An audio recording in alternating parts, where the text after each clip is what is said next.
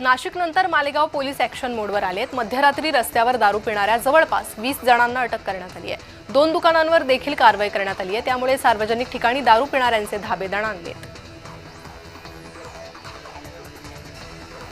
मालेगावात तलवारी घेऊन फिरणाऱ्या 12 जणांना पोलिसांनी अटक केली आहे आणि यानंतर पोलिसांनी त्यांची धिंड काढली।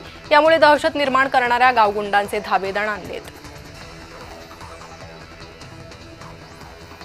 सरकारी नोकरीचा आमिष दाखवून लातूरमधील 8 जणांची 47,20,000 रुपयांची फसवणूक करण्यात आली आहे। लातूर शहरातील गांधी चौक पोलीस ठाण्यात गुन्हा दाखल करण्यात आला होता। मात्र 3 महिने उलटले तरी लातूर पोलिसांना 4 पैकी एकही आरोपी सापडत नाहीये। पीडितांना उडवाउडवीची उत्तरं देण्यात येत आहेत।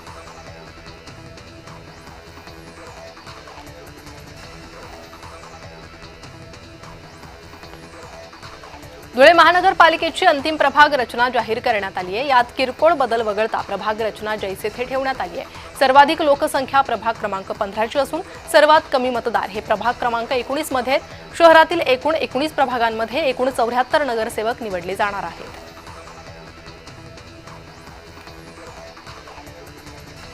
जळगाव शहरातील दशरथ नगर भागात मोकळ्या जागेत उभ्या असलेल्या अँब्युलन्सला अचानक आग लागली।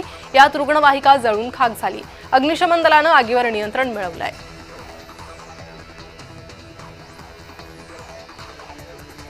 अतिवृष्टीमुळे नुकसान झालेल्यांना माजी मंत्री प्रवीण पोटेंनी आधार दिलाय। मदतीसाठी पोटेंनी मुख्यमंत्री देवेंद्र फडणवीसांना 25 लाख रुपये निधी दिला होता आणि यानंतर फडणवीसांच्या उपस्थितीत 3 ट्रक भरून किट धाराशिव, सोलापूर आणि साताऱ्यात पाठवले जाणार आहेत। रायगड जिल्हा परिषदेच्या 59 आणि जिल्ह्यातील 15 पंचायत समित्यांच्या 118 सदस्य पदांची आरक्षण सोडत आज काढण्यात येणार आहे।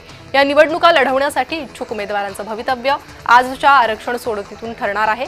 राजकीय पक्षांबरोबरच इच्छुक उमेदवारांचे सोडतीकडे नजरा लागल्या आहेत। शिर्डीच्या साईबाबांच्या पादुकांची सध्या विदर्भभारी सुरू आहे। बुधवारी या पादुका वर्ध्यात येणार आहेत। यामुळे साईभक्तांमध्ये आनंदाचं वातावरण आहे। पादुका विदर्भातील विविध जिल्ह्यांमध्ये दर्शनासाठी फिरवल्या जातील आणि यानंतर 15 ऑक्टोबरला वंजारी चौकातून साई मंदिरापर्यंत भव्य पालखी मिरवणूक काढण्यात येईल। वर्धा जिल्ह्यात अतिवृष्टीने शेतकऱ्यांचा घास हिरावला गेलाय। अतिवृष्टीमुळे सोयाबीन आणि कापसाचं मोठ्या प्रमाणात नुकसान झालंय।